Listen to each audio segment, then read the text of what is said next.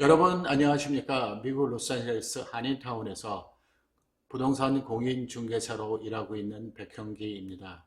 제가 처음으로 유튜브를 제작해 보았습니다. 근데 제가 봐도 부족한 부분이 너무나도 많더라고요. 하지만 내용만은 여러분에게 도움이 되는 내용으로 실으려고 노력을 했습니다. 앞으로도 더 좋은 방송을 만들어서 여러분에게 도움이 되는 방송이 되도록 하겠습니다. 감사합니다. 오늘은 미국에서 집 사는 얘기를 좀 해보려고 합니다. 우리나라에서 집을 사는 것 같고 미국에서 집을 사는 것 같고 차이점이 좀 있습니다. 아, 일단 이제 뭐 미국이나 우리나라나 마음에 드는 집을 찾아야겠죠. 그러니까 마음에 드는 집을 찾으면 그 다음에 뭐 해야 됩니까?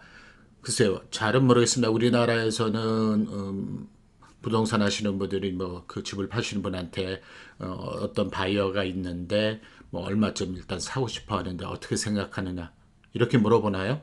그런 것 같은데요. 하지만 미국에서는 모든 것을 다 서류로 합니다. 말로 하지 않습니다. 물론 한국에서도 나중에 서류로 하지만 일단 이렇게 물어보는 과정은 서류로 안 하시기도 하잖아요. 하지만 미국에서는 물어보는 것도 말로 물어보면 아무 소용이 없습니다. 서류를 해야 되거든요. 그것을 오퍼라고 합니다. 그 오퍼를 이제 작성을 해서 서류로 작성을 해서 집을 파시는 셀러분한테 전달을 합니다. 그게 뭐 에이전트가 전달을 하던 바이어분이 전달을 하던 케이스가 다를 수 있지만 어쨌든 전달을 합니다. 전달을 하게 되면은 그 셀러가 그것을 보고 거기에 있는 가격이라든가 모든 내용이 다 마음에 들면 바로 그 자리에서 딜이 되는 거죠. 그러니까 계약이 성립이 되겠지만 꼭 그러라는 법은 없잖아요. 보니까 뭐 가격도 조금 마음에 안 들고 다른 조건도 마음에 좀 안 들어요. 그럴 경우에는 셀러분이 자기의 의견을 바이어에게 전달을 합니다. 근데 그 전달하는 것도 또 말로 안 해요. 서류를 해야 되거든요. 그것을 오퍼에 관한 카운터 오퍼라는 것을 작성을 합니다. 카운터 오퍼요.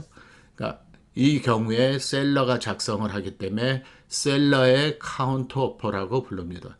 이것을 서류로 작성해서 가격은 뭐 말하자면 예를 들면은 얼마를 더 줬으면 좋겠고 뭐 에스크로 기간은 어느 정도로 전도로 놨으면 좋겠다 이런 등등을 뭐 꼭 그런 건 아니겠지만 그런 등등을 서류로 작성해서 바이어한테 보냅니다.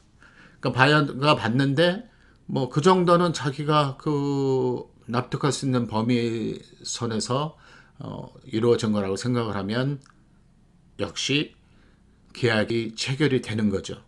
하지만 바이어가 보니까 아 이건 좀 아닌 것 같다. 너무 심하게 뭐 가격을 더 달라고 한다라든가 아니면 어떤 조건이 자기가 받아들일 수 없는 부분이 또 첨가가 됐다 그러면 바이어가 역시 바이어의 카운터오퍼라는 것을 작성해서 셀러에게 보냅니다.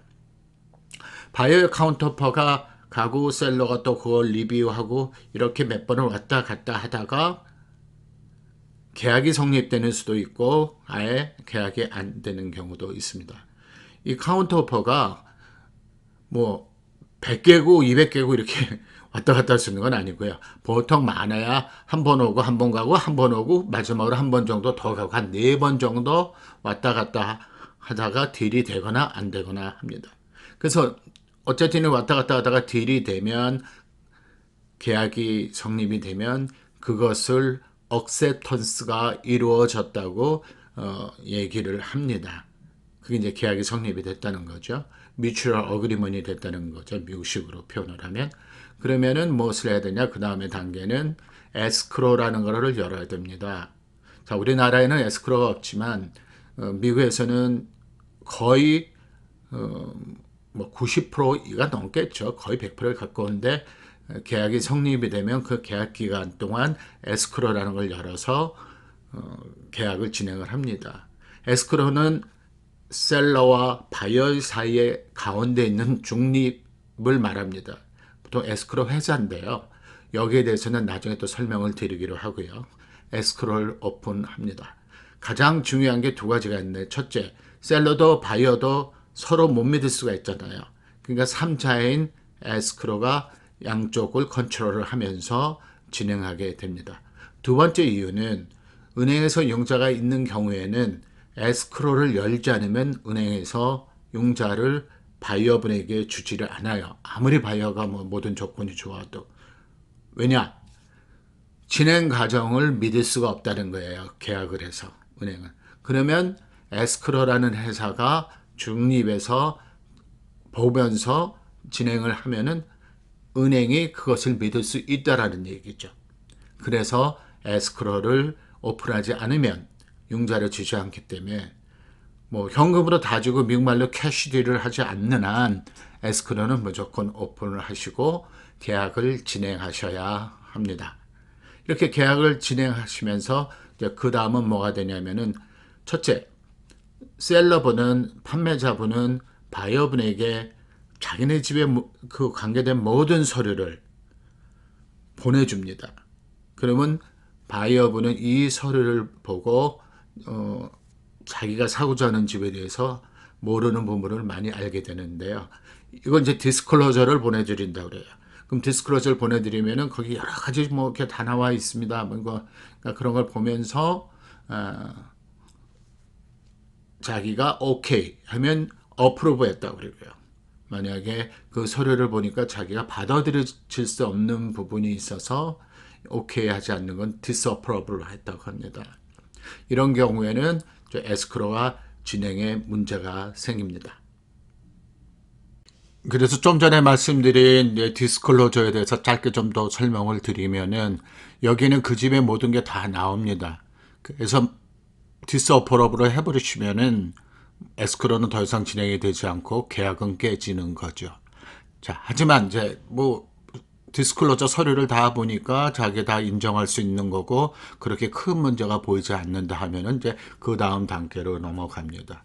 이 디스클로저를 보냄과 동시에 또 바이어는 다음에 하는 것이 아니라 같은 시간에 진행해야 되는 게 뭐냐면 피지컬 인스펙션. 말 그대로 그 집의 건물의 상태를 확인해 보는 인스펙션을 진행을 합니다. 인스펙션은 그냥 눈으로 보고 할 수도 있고요. 본인이 와서 뭐 물 틀어보고 전기 켜보고 뭐 지붕에 물 새는다 보고 이렇게 할 수도 있지만 미국에서는 일반적으로는 전문 프로페셔널 인스펙터를 고용을 합니다. 아무래도 나보다는 그 사람이 전문적으로 알고 있으니까 집 검사를 하는데 더 잘할 거라고 생각을 하죠. 비용은 셀러분이 내주지 않습니다. 일반적으로 꼭 뭐 그러지 말라는 법은 없는데 미국의 부동산 룰 중에서 대부분이 관습에 의해서 적용되는 수가 많습니다.